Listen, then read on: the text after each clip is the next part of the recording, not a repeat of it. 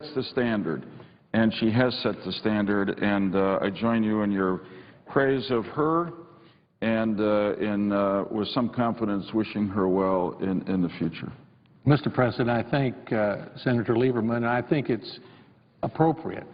And most fans of women's college basketball would agree that the first two senators on the floor to commend Pat Summitt would be the senator from Tennessee and the senator from Connecticut. It's fortuitous, and I can't believe it's accidental.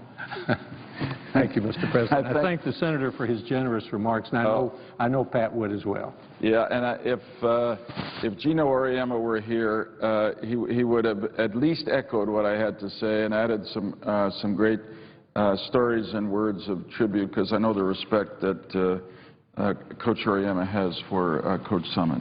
I thank the chair, and I yield the floor. And I'd suggest the absence of a quorum. The clerk call the roll. Mr. Akaka.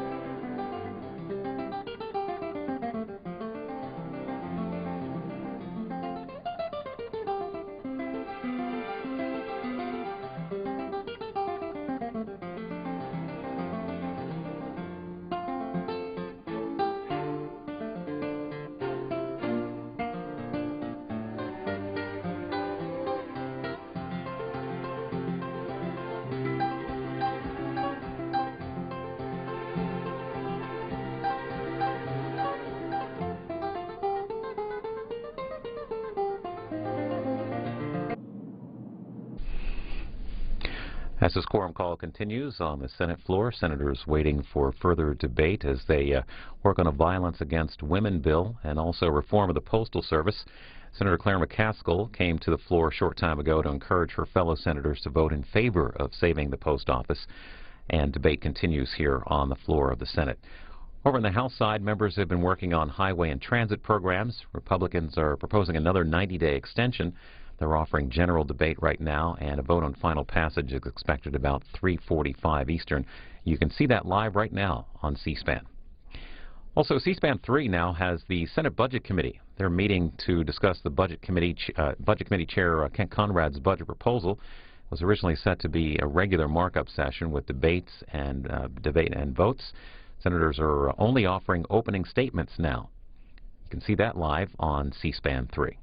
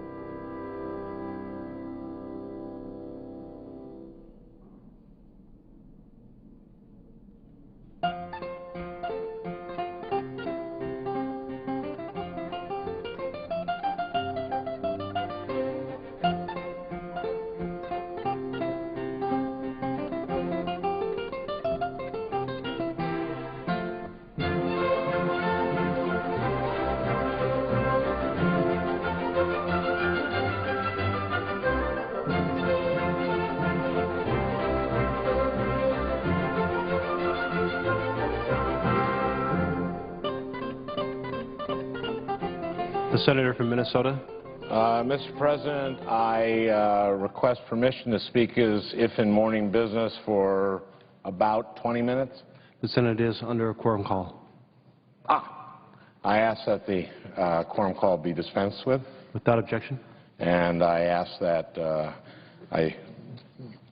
permission to speak as if in morning business for 15 or 20 minutes. Without objection. Thank you. Thank you, Mr. President. Mr. President, I rise today to talk about the importance of the Postal Service to Minnesota and to urge my colleagues to make thoughtful changes to strengthen S. 1789. The Postal Service has proposed a cost-cutting plan that would close or consolidate nearly 3,700 mostly rural post offices. This plan will eliminate thousands of jobs in communities across the country and would leave many residents and businesses without direct access to postal services. And, of course, that includes Oregon presiding officer's state. In Minnesota, 117 post offices are on the closure list. That includes the post office in Calumet, Minnesota, a town of 367 people in northeastern Minnesota. I've heard from the mayor of Calumet, John Torrilla, about the hardship that closing the post office would have on his community. He told me about disabled residents who can't get a driver's license and how important it is that they are able to walk to the post office. He also told me about an elderly couple in the town. The husband has Alzheimer's, and he and his wife take a walk every day, hand in hand, to the post office. When the Postal Service held a public meeting in Calumet to discuss the proposed post office closure, over 70 residents showed up. That's a lot. That's about 1/5 of the town. These are the stories I hear when I travel across Minnesota, especially in rural Minnesota. Post offices are the center of so many communities. They serve as a gathering place and a source of information. Individuals and businesses rely on Postal Service to receive medications, paychecks, absentee ballots, equipment, and even livestock. If the Postal Service's closure plan is implemented, it will have a devastating impact on rural Minnesota. The Postal Service has also proposed to close 250 processing facilities. 5 of Minnesota's 7 processing facilities are on the block. Under the Postal Service's plan, all of the mail processing activities currently taking place in Duluth, in Bemidji, Mankato, Rochester, and Waite Park would all be moved to the Twin Cities. Mr. President, for everyone who hasn't driven around Minnesota, let me explain what that means. When someone in Bemidji, Minnesota, sends a birthday card to her neighbor, or a local small business sends an invoice to a customer a few streets away, that letter will be sent more than 200 miles south to the Twin Cities to be processed before it's sent 200 miles back north to Bemidji. That just doesn't make any sense. During Minnesota winters, when roads are impassable, that's going to mean severe mail delays. It's going to drive business away from these communities. The processing centers in Rochester and Duluth are also on the list. These are the 3rd and 4th largest cities in Minnesota. Duluth is over 150 miles away from the Twin Cities. Closing these processing centers will significantly impact local businesses and will drive business away from the Postal Service. One important example is the Duluth News-Tribune. This one business distributes over 2 million pieces of mail annually through the Postal Service. Last year, they paid the Postal Service well over $400,000 for these services. If the Duluth Processing Center is closed, the Postal Service will no longer be able to guarantee overnight delivery of local newspapers. The Duluth News-Tribune is going to have to find a different way to deliver their papers. This is a daily paper. That will cost both the business and the Postal Service a lot of money. I've heard from hundreds of Minnesotans and met with postal workers, mayors, concerned community members, and business leaders who rely on the Postal Service. What they all agree on is that we need a strong financially sound Postal Service. They understand that tough choices need to be made and that some cuts are on the way. But not like this. Not like this. Not by closing 5 of Minnesota's 7 processing facilities and forcing the workers to move to the Twin Cities if they want any hope of keeping their jobs. Not by closing nearly 3,700 post offices to save less than 1% of the budget. Not by slowing down mail so much that it will basically render it useless for many businesses. The post office is in the Constitution. It's in the Constitution. It has been around since the beginning of our country. There is a reason for this. For centuries, universal service has been at the heart of the Postal Service's mission, and the mission is described in the Constitution. No matter where you live, be it in Minneapolis or International Falls, Minnesota, you can count on the Postal Service delivering your mail. The Postal Service gave you a connection to the outside world. Somehow we've lost sight of that. Senators Lieberman, Carper, Collins, and Scott Brown have put forward a bill to reform the Postal Service. I want to thank them all for their important work moving this bill forward. S. 1789 would refund overpayments that the Postal Service has made to the federal pension program. It will also reduce the requirement that the Postal Service pre-fund retiree health care benefits. I'm very supportive of both of these provisions, which will save the Postal Service over $15 billion over the next 2 years. However, I believe that the bill can be strengthened to maintain delivery standards and better protect rural post offices. I've been working with a group of my colleagues, including the presiding officer, led by Senator Sanders, to improve the bill. I want to thank Senators Carper and Lieberman for working with us. The manager's amendment addresses some of our concerns. Most importantly, it would require the Postal Service to retain regional overnight delivery standards. This will protect many processing facilities, and importantly for Minnesota, it will likely keep the Duluth processing facility open.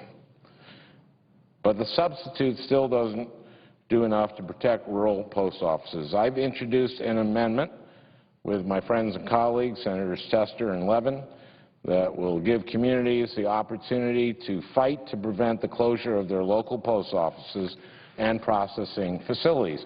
Right now, the Postal Regulatory Commission can review post office closure decisions, but can only issue advisory options. Our amendment would give the Commission authority to reverse post office and processing facility closure decisions.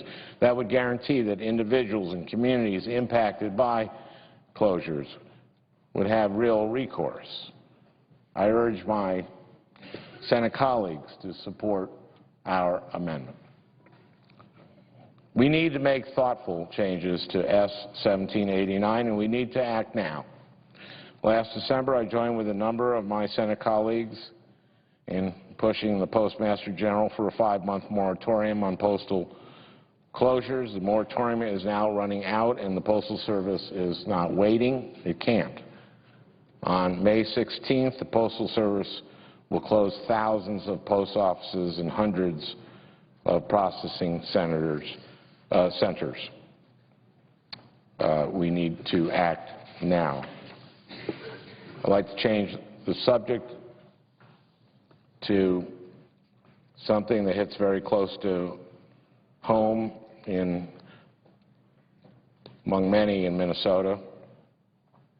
Mr. President, Gladys Mensing lives in Owatonna, Minnesota. She really loves being around people.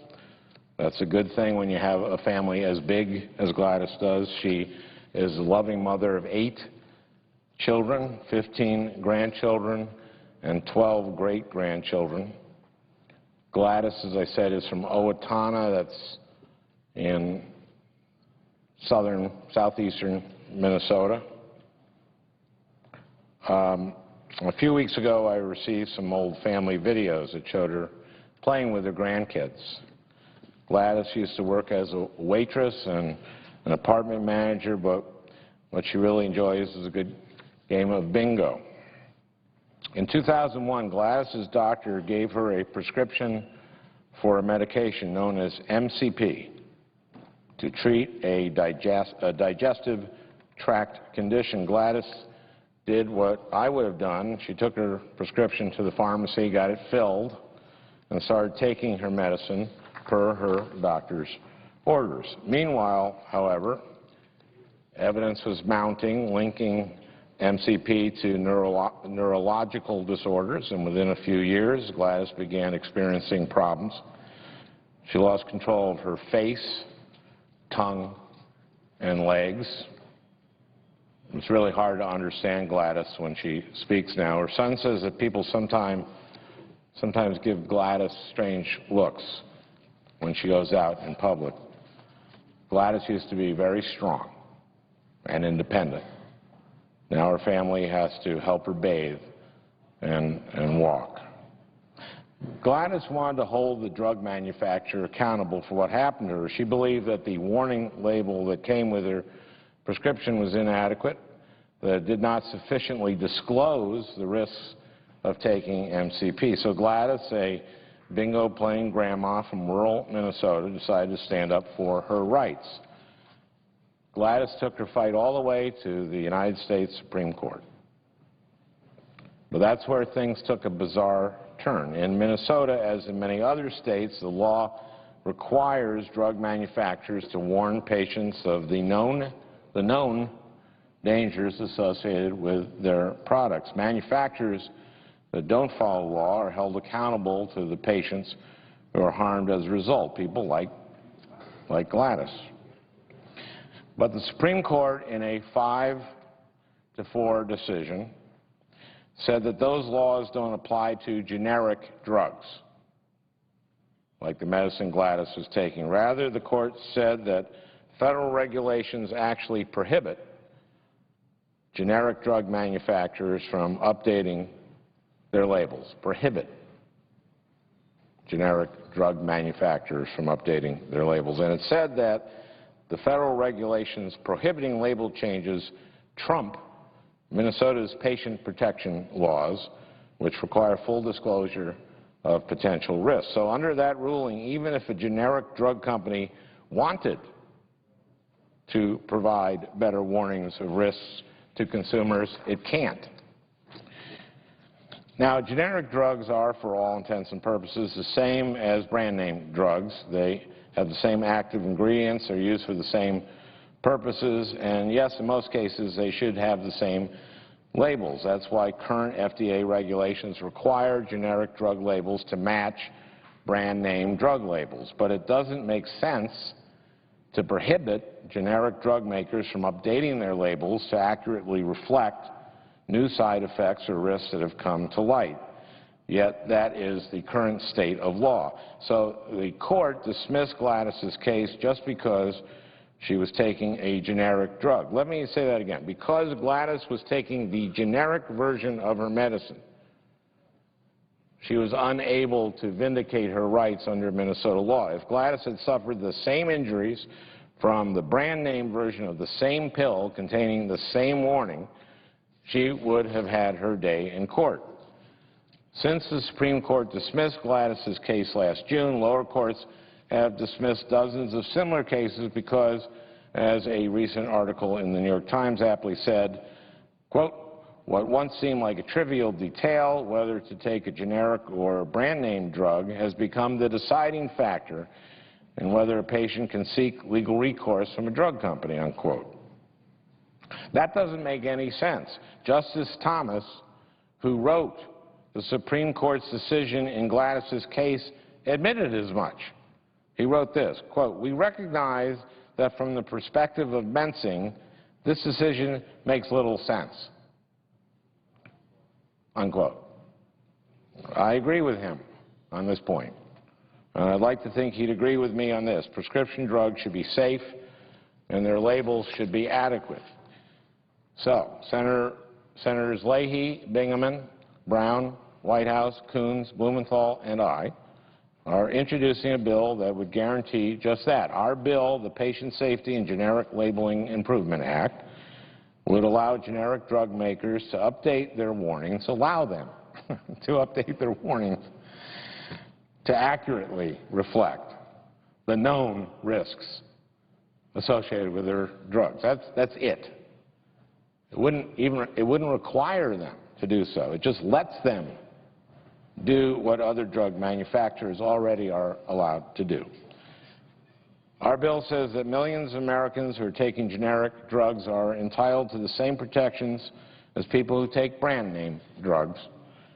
And it says that people like Gladys Mensing are entitled to their day in court when manufacturers fail to disclose risks. I thank Senator Leahy for his leadership on this issue and urge my colleagues to join with us in supporting this common sense fix. Thank you, Mr. President, and I yield the floor and would suggest the absence of a quorum. The clerk will call the roll. Mr. Akaka.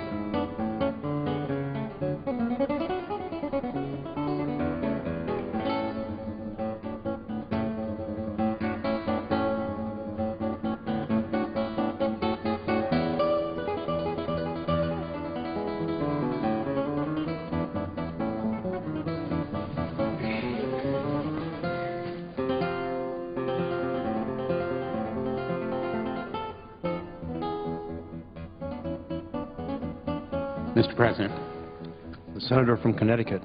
I ask that the quorum call be lifted, Without objection. and I ask to speak as if in morning business. Without objection.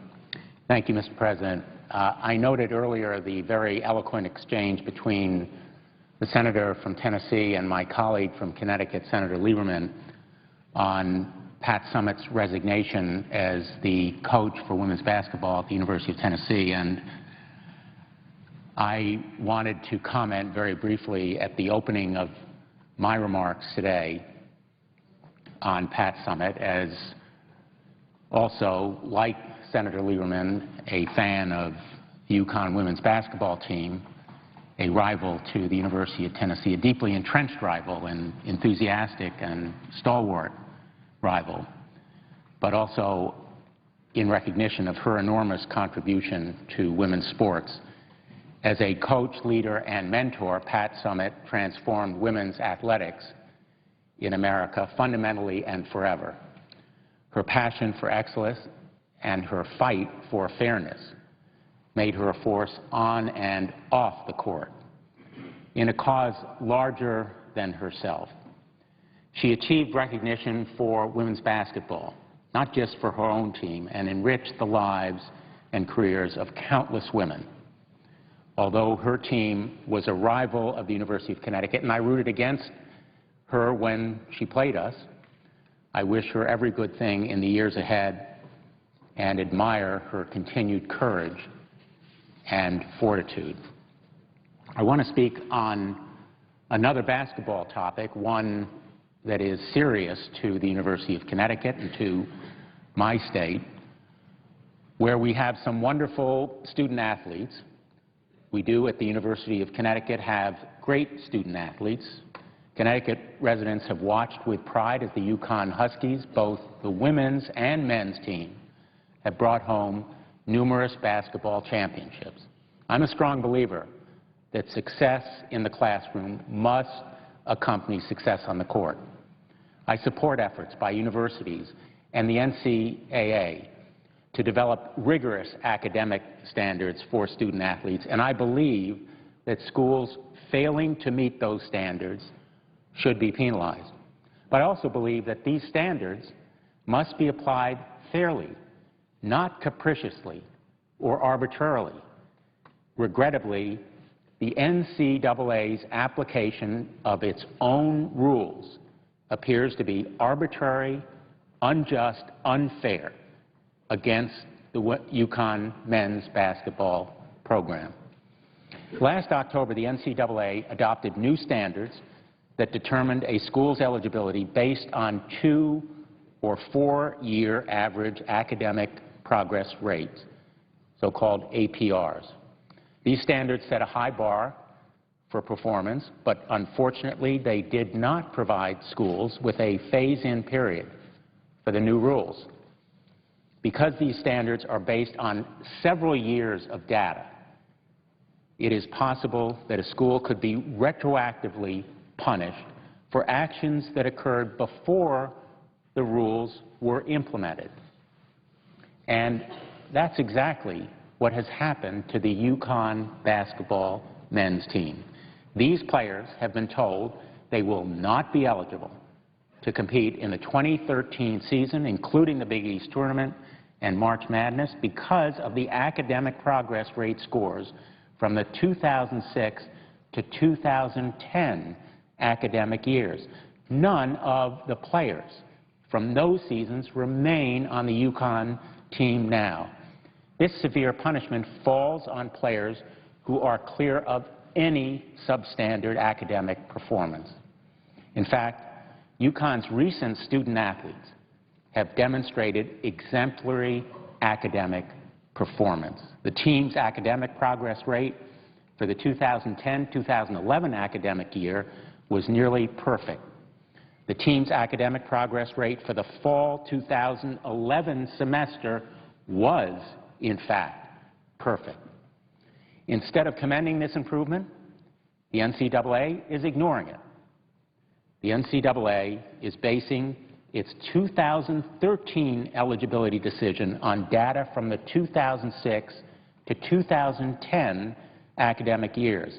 If they'd included the scores from the 2010-2011 academic year, UConn's average would be high enough to meet the NCAA's new standards.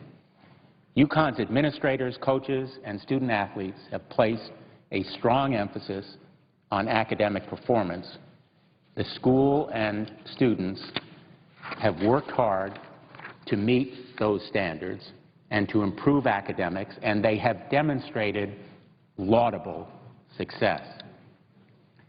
Instead of this progress being acknowledged, it has been ignored by the NCAA, and these student athletes have been harshly punished for their predecessors' actions, not for their own.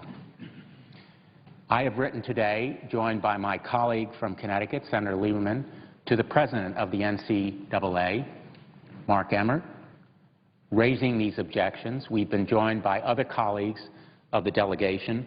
I ask unanimous consent that that letter be placed in the record. Without objection. Thank you, Mr. President. This letter expresses our outrage